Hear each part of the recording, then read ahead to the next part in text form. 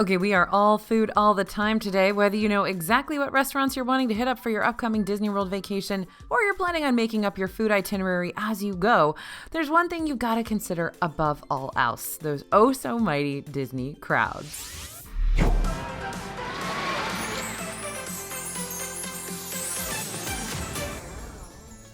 Hey everybody, it's AJ from Disney Food Blog, and I'm here to talk about the best restaurants for the busiest days in Disney World. Depending on what the crowd levels are during the time you're visiting, you might want to consider what the best food options are going to be for you and your travel party. Now, we've got a lot of crowded, busy days coming up here. We've got the 50th anniversary, we've got restaurant openings, we've got ride openings, we've got the holidays coming up. Disney World is going to be very, very crowded here for the next, 4 months. So this should come in very, very handy if you've got a trip coming up in those 4 months, or if you've got a trip coming up in one of those crowded time frames next year. Now, my team and I have been to Disney World when we were drowning in crowds before, and we've not only had to plan ahead for these crazy hectic peak days, but we've also had to make some last-minute plans to adjust to the unexpected busier park days we've endured. The places I'm talking about today are only a few of the many, many, many recommendations I've got for you on this topic. So if you want to read even more about Disney Food Blog's top dining picks, head to disneyfoodblog.com/restaurants2021 for a free printable list of our favorite restaurants and to sign up for our free newsletter where we send out the latest and greatest Disney updates right to your email. Okay, now we're going to talk about the restaurants that are the best for the planners first. You're a planner if you've got your coffee and you're up at the crack of dawn and you're ready to book those hard-to-get dining reservations that you know will go immediately when the parks are at their peak season. Which ones are you preparing to snag so you can eat at the best of the best restaurants on your vacation? Well, you're probably going to want to book one or more of these. We're starting with Ohana. I'm thankful that Ohana over at Disney's Polynesian Village Resort exists and that Ohana noodles exist. I like to shout out Ohana noodles as often as possible because I don't want them to magically disappear from the menu like they tried to do a while back. That was a terrifying time in my life. And it's happened twice, which means I've probably lost about 10 years from my life due to Ohana noodles trying to be taken off the menu. Anyway, this Hawaiian-themed restaurant serves up a family-style menu of grilled meats, veggies, and sides. Plus, they got this amazing bread pudding that I'm sure you've heard us talk about on the channel before if you're a longtime viewer. Now, if you book a reservation around the time of the fireworks show over at Magic Kingdom, you'll have the chance of getting a window seat and having a really good view of the spectacular without having to be directly in that Magic Kingdom crowd or deal with the mass exodus of guests after the show concludes. Make sure you request a fireworks viewing table to your host ahead of time because not every seat in the restaurant's going to provide you with those stellar views. There's no guarantee that you won't be staring at the wall instead of oohing and aahing over fireworks during your meal, but it never hurts to ask and let your wishes be known. Ohana has a great breakfast as well with an all-you-can-eat platter filled with Mickey waffles, eggs, bacon, sausage, and some tasty pineapple coconut bread. And in a similar vein to Ohana, you can dine on the 15th floor at Disney's Contemporary Resort to watch the fireworks too. This is at California Grill. Of course, this is a modern-style signature restaurant with menu options that alter every so often to adapt to what's fresh at the markets around the area. Some previous favorite options of mine have been the Sonoma goat cheese ravioli appetizer. Of course, it's absolutely wonderful. It's been there since the beginning, and it's so, so good. Even if you don't like goat cheese, you'll like this. There's also a huge variety of sushis and sashimis, and of course, that oak-fired filet of beef. It's always on the menu. It's always pretty good. But before you start making those big reservation plans to dine at California Grill, just know that things are going to be different after October 1st. Cali Grill is preparing an all-new menu in honor of Disney World's 50th anniversary celebration. We're not too sure what things will be different and if it'll be more expensive, as Disney hasn't made any announcements just yet. When I hear more about what all's going on in California Grill and when their new menu will be ready for guests, we will let you know ASAP, okay? Okay. Next up on our list for planners, this all-new table service restaurant in Epcot's Future World area is predicted to open around mid-September. Of course, we are talking about Space 220. And when reservations become available for this one, oh boy, that restaurant's going to be popular and predictably very, very hard to get a reservation for. So, why is this up-and-coming restaurant going to be all the rage? Because it's in space. At least it'll feel like you're in space, 220 miles above the Earth. Expect to see panoramic views of Earth through the giant shuttle windows, and Space 220 is going to feature a 2-course prix-fixe lunch menu and a 3-course prix-fixe dinner menu. But what they're serving exactly is still up in the air. I can just tell you it's probably going to be really expensive. It's going to feature some upscale options, and I know the drinks are supposed to be out of this world. Get it? Okay, but those are all the beans that have been spilled so far. Just be prepared to make an advanced dining reservation for Space 220 at that 60 days in advance mark, or else those hundreds of other guests might swipe your chance to dine there from underneath you.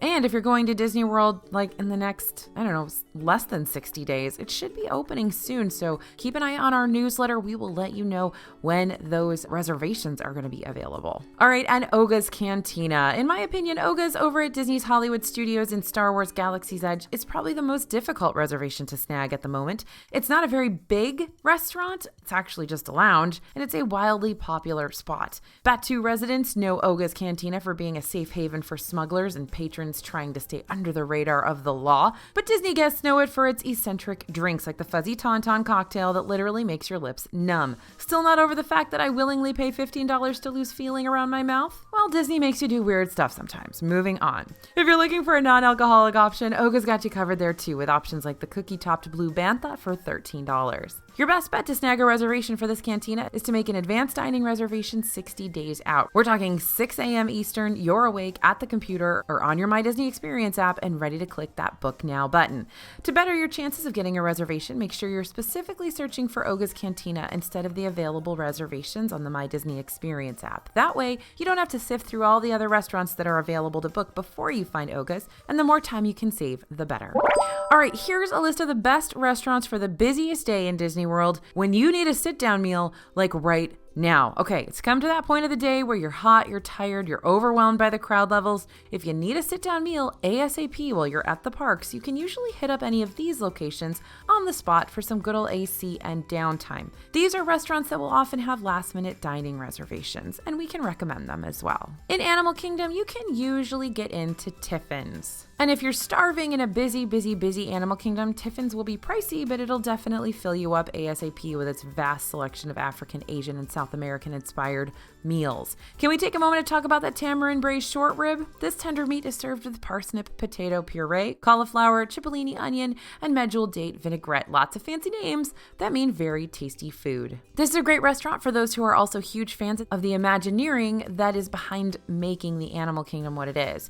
The restaurant is covered with inspiration for the park itself, including prayer flags, maps, and global influences that have turned into gallery pieces within the restaurant. You even get some of Joe Rohde's artwork to take home with you, which will come along with your check. It's almost like Tiffin's is trying to distract you from how much you're about to pay. Now, in Magic Kingdom, we want to talk about two different restaurants. The first is Liberty Tree Tavern, and this is in Liberty Square over in Magic Kingdom. It's a super cute little table service restaurant, and it's themed after a late 18th century home. Each room in the restaurant is themed after an important American figure, including Benjamin Franklin, Betsy Ross, George Washington, and Thomas Jefferson.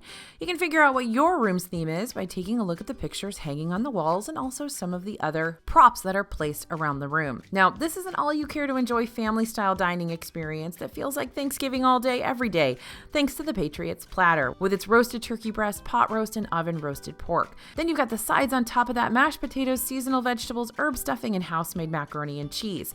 There are also some a la carte options as well for lunch. Prices are fixed at $39 per adult and $21 per kiddo for the all-you-can-eat option. It's definitely a place that's going to fill you up if you're starving after burning all those calories walking and pushing against the crowds in the park.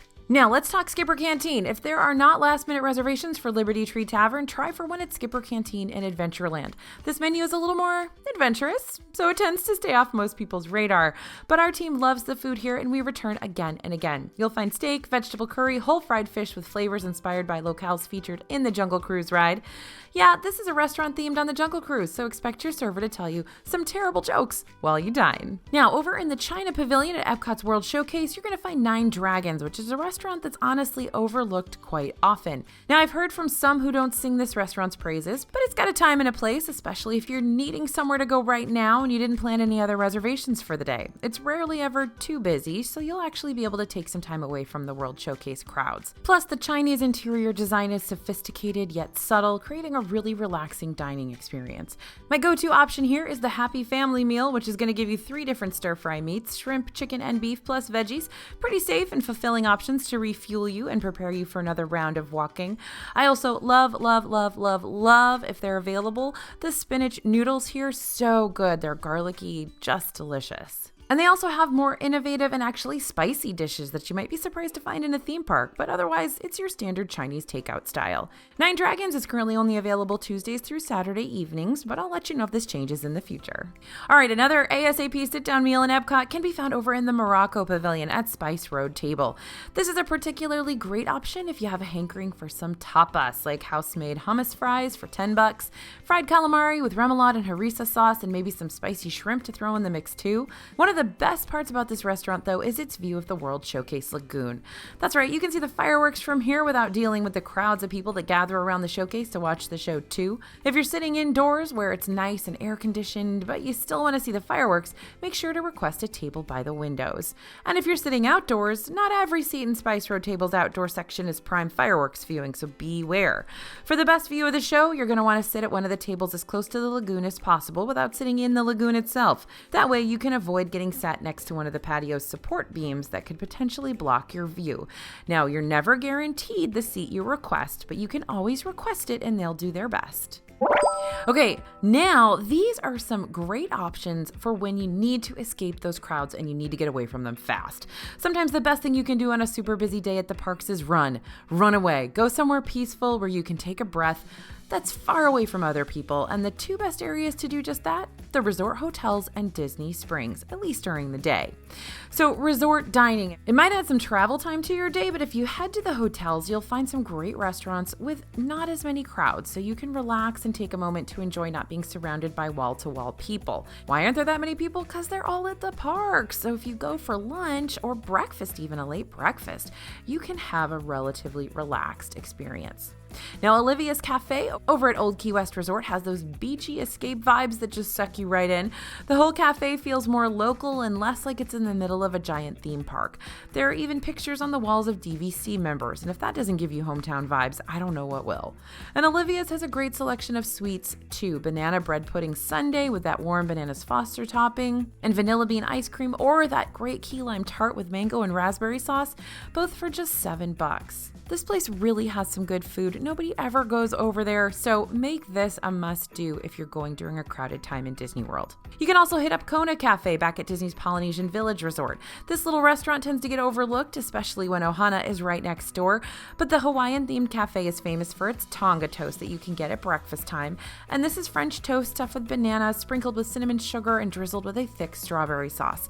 You can try this super sweet breakfast treat for $16.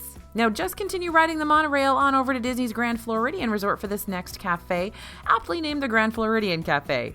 This one's laid back yet fancy schmancy all the same. It kind of looks like your grandma's parlor, I guess. You can dine here for breakfast, lunch, or dinner, and as far as Grand Floridian prices go, this cafe really doesn't have the worst prices. Is it cheap? No. Nowhere in Disney World is cheap, my friends. However, you can get less expensive options here, ranging from lighter options like avocado toast to my favorite chicken and waffles. Oh my goodness, it's so good. I dream about it. Now, last cafe I'm going to mention for now is the Whispering Canyon Cafe over at Disney's Wilderness Lodge. This restaurant is still a nice escape from the parks, but it's less small bites and sweet treats and more family style, all you can eat, home cooked skillets and all their fixins. As far as family style meals go, this is a decent one. You can choose one of their shareable signature skillets or choose an a la carte option as well. Now, before I move on to Disney Springs, I gotta mention one more great restaurant you can escape to at the resorts, and that's the Fountain over at the Swan and Dolphin Hotels. Nope, this one's not a cafe, rather it's a diner that has some of the best milkshakes, sweet treats, and comfort foods around. You really can't order wrong here. Maybe you can, I just haven't yet. Even a basic vanilla milkshake is thebomb.com at the Fountain. It tastes like you're stepping back in time where sock hops and jukeboxes were all the rage. You can taste that, right? Of course you can. And you can get any flavor, shake, malt, fountain float. They even have spiked milkshakes. And if you're looking for something more savory, the Fountain's got you covered there too with their selection of American classic starters and entrees. Really, really good. Nobody even knows it's there and they never ever go. So you should go. It's really good. All right, Disney Springs. Remember, Disney Springs is not a recommendation to get away from the crowds at night or on the weekends. But if it's a weekday, even better, like 11 o'clock in the morning, Disney Springs is going to be a great escape. So here are a few of our favorite places to go when you're dining here. Raglan Road is an authentic Irish pub with delicious options to choose from. That is, of course, if you don't fill up on the soda bread ahead of time, which I may or may not be guilty of doing on several occasions. Now here you can choose from more standard Irish pub choices like fish and chips and the Bang and Bangers and Mash, which is a fantastic name for pork bangers, mashed potatoes, and gravy, for $25, or you can choose something a little less traditional like the Raglan Risotto with glazed baby vegetables, tarragon, and shaved Parmesan. Believe me, it is so good. It's even better if you add the chicken or shrimp for an extra $5 to $7, but it's delicious and mushroomy, and it's amazing. Now, this can be a nice, quiet escape unless you come while the live music and dance performances are taking place in the evening. Then this place can be rather hopping and you won't be able to hear anybody at your table. So go during the day, have a nice, relaxed lunch, and you'll love it. But if you're not in the mood for Irish food, how about an Asian cuisine then? I know just the spot, Morimoto Asia Street Food. Now notice how I didn't say Morimoto Asia. I do love Morimoto Asia, but Morimoto Asia Street Food is on the patio of the main restaurant. It features quick street food options like pork egg rolls, ginger chicken ramen, Morimoto baby ribs, and other Morimoto options that provide you with a similar tasting experience to what you'd get if you were dining at the signature restaurant itself. Plus, you get to sit back and relax on the patio as you watch all the Disney Springs shoppers continue their hustling and bustling. People watching is the best sport. Don't let anyone tell you otherwise. And I guarantee pretty much anything you're going to get at Morimoto Asia Street Food is going to be priced right and absolutely delicious. All right, now Wolfgang Puck Bar and Grill has been one of my go-to restaurant escapes for years, but nobody ever talks about it. What could be better than a table service restaurant that serves truffle potato chips with blue cheese sauce? Hello, barbecue pulled pork pizza, killer steaks. Oh, I know what can make it better. That's right, gelato. Yep, Wolfgang Puck Bar and Grill also has a selection of gelatos and massive gelato shakes you can choose from at their walk-up window. This place is chill, it's relaxed, nobody's ever there. It's really, really good, and seriously, those truffle potato chips are one of the best hidden secrets of Walt Disney World. Now, last at Disney Springs, and certainly not least, is the bar I've come to know and love, and propose to on numerous occasions, Wine Bar George. Even if you don't enjoy wine, you're going to want to try this place out, trust me. Do yourself a favor, request a nice little quiet spot on their patio, and treat yourself to those crispy mac and cheese bites that I talk about probably every other episode on this channel. I love them, and I'm sad they won't elope with me. Now, a couple other appetizers that have won over my heart there are the juicy and flavorful steak frites, oh so good, and the hummus spread there with a side of fresh cucumber slices. If you do love wine though, this is really the place for you. All the waiters really know their stuff and they are prepared to help you choose the best pairing for your meal and your preferences, but they're also willing to help you sort of get into the vibe of wine. You can order wine by the ounce here. So if you just want to try 1 ounce of a wine you've never really experienced before, or something that your server says, hey, this is really good, you might like it, you don't have to pay for a whole big 6 or 9 ounce glass. You just have to pay for 1 ounce. And if you like it, then you can get a glass. It's a really fun little experiment. So kind of like you're, discovering, right? Very cool. Now, this next group of restaurants for the busiest days in Disney World are for those who don't like to plan ahead. Remember what we said about those who love planning ahead? Yeah, let's talk about the flip opposite now. Those who can't stand all that prep work for a vacation and are suddenly needing to find a place to dine very, very soon. Try some of Disney World's lounges. These are the places that can be huge hit or miss with Disney crowds, but you don't need to worry about an advanced dining reservation at all. And that being said, if you plan on eating at one of these locations, then you may need to show up a little bit earlier to avoid the lunch or dinner rush, but you don't ever have to worry about having a reservation. You can just show up. So let's go through our list here. Tambu Lounge. Guess where we are again? Yep, back at Disney's Polynesian Village Resort. I can probably live here. Do you think I could live here? Maybe Wine Bar George would be jealous? I don't know. Tambu Lounge is actually part of Ohana's waiting area. If you see someone carrying a drink and a pineapple around the hotel, they got it here. That's the Lapu Lapu, by the way, and you can grab one of your own for $18. The appetizers here are served daily between 4 and 10 p.m., and on occasion, we've even found items from Ohana on their menu. Between the wide variety of drinks and selection of appetizers like Oahu Island flatbread and Kaikane's barbecue pork ribs, this can be a great option for a travel party that missed grabbing reservations for Ohana, but still want to experience a literal taste of the meal. Over here, you can usually find the Ohana noodles, Ohana chicken wings, and several other options too. All right, Three Bridges. Nobody ever talks about Three Bridges, but it's so cool. This is over at Disney's Coronado Springs, and you'll definitely have to get here early or else you'll be put on a potentially lengthy wait list in the evening. However, there's a reason guests like dining here at night. Three Bridges is an open-air lounge built over the water, and it's really a relaxing place to spend an evening in Disney World. Now, expect to find a lot of sangria options here, including a sangria flight of 4 house-made flavors for $21. By the way, this place also does a sangria university, which I can't wait to try. I've already emailed them about it because you have to email them to make a reservation for it, but they haven't written me back, so I hope they do soon.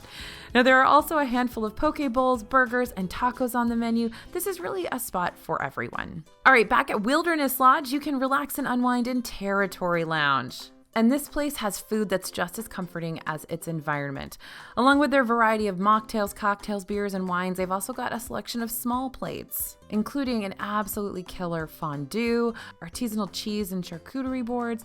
So good. Lots of great options here. Sometimes you can even get the famous mushroom soup from the old version of Artist Point when you're here at Territory Lounge, and that is a great night.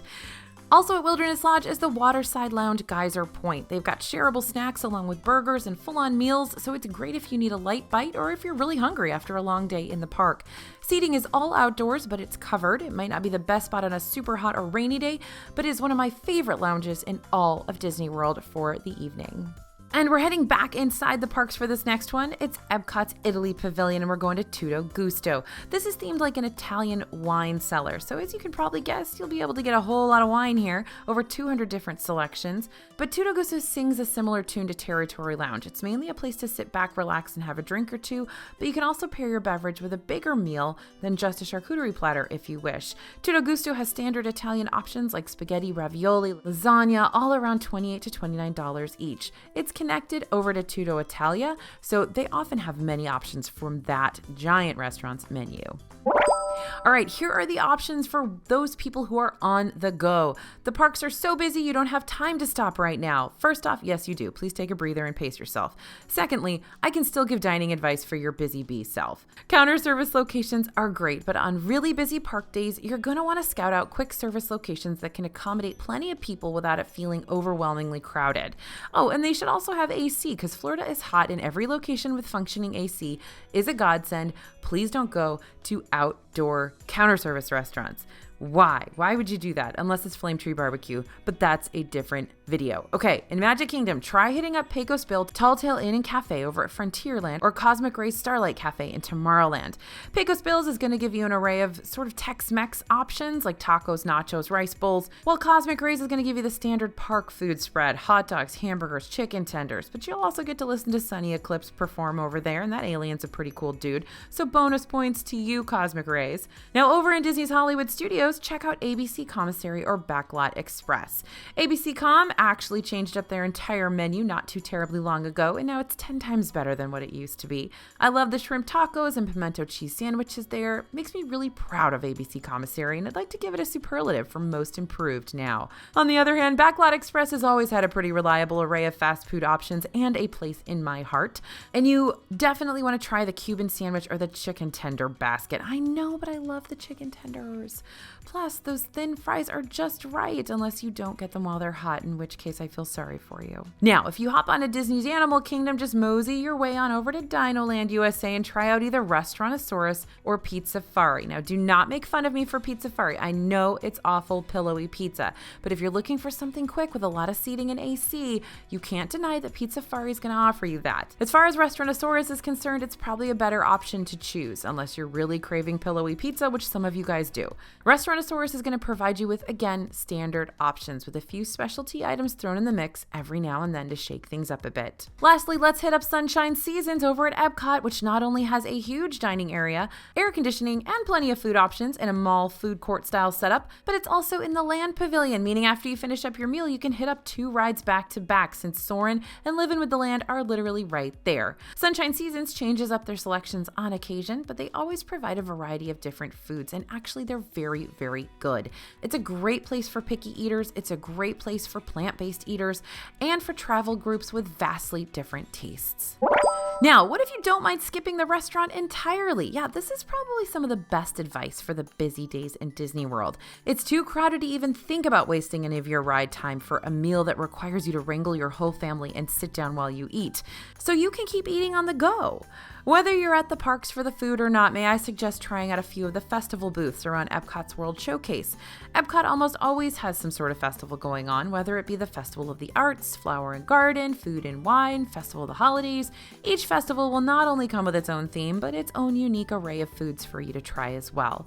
The foods at these booths are usually not big portions, though on occasion you'll receive a portion that fills you up quite nicely, and they're fairly inexpensive. If you're walking around World Showcase and you think, wow, I'm rather peckish all of a sudden, you can just slip into one of the booth lines, grab something to munch on while you walk, and keep moseying on your merry little way. Now, lines for these booths can get very long on busy days, so if you want to try some of the food at Epcot's festivals, stop by when they first open in the morning and snack around the festival for lunch. And by the by, it's also perfectly acceptable to bring your own food. Just make sure you're not bringing anything that's going to need to be microwaved or kept refrigerated, because Disney's not going to do that for you. Bringing your own drinks is a great option too. There are several refillable water stations located around the parks aside from Magic Kingdom for now. However, you are not allowed to bring in alcohol or anything in glass bottles. So if you try to smuggle any cans or bottles of grown-up juice into the parks with you, they'll be confiscated at the gate. Make sure to pack things that are easy to carry or put in little baggies for the kiddos like Goldfish crackers and Cheerios. And if you decide to pack sandwiches for a quick afternoon lunch, you may want to invest in an insulated backpack with some sort of cooling ice mechanism or something to keep it from spoiling against the hot Florida sun. I saw some really cool insulated backpacks at Target this summer and I was like, those are the jam. I really like those. All right, y'all, those are the best restaurants for the busiest days in Disney World. But before I wrap things up here, let me leave you with a few other tidbits of advice when it comes to navigating those busy park days. First off, give yourself some breaks. This is why making advanced dining reservations is important. You don't have to add another thing to your to-do list on your park day, and you don't have to worry about fighting against more guests in order to secure your spot somewhere.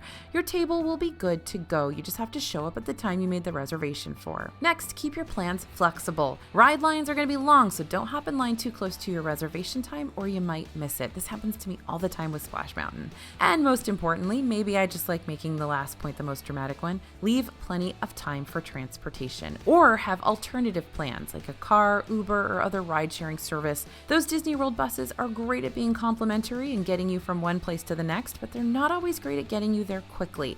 So plan ahead and don't put yourself in a bind where you're going to, again, potentially miss your dining reservation time. When Disney says to leave yourself an hour to an hour and a half to get from here to there in Disney World, they really, really mean it. And sometimes that's not enough. Okay, that's all, folks, for now at least, but I'll be back again real soon to talk about more restaurants, more dining tips, and more updated news on the latest menu changes, because you know they're happening every week around here real soon. Thank you so much for listening. Thanks for watching. I hope that these tips have made your forays into Disney World on the busiest days of the year much easier. As always, this is AJ for Disney Food Blog, and we'll see you real soon.